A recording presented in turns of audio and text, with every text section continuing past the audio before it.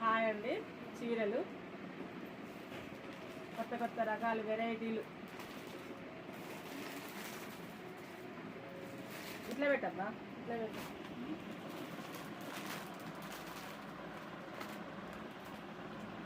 ఇటు మమ్మకి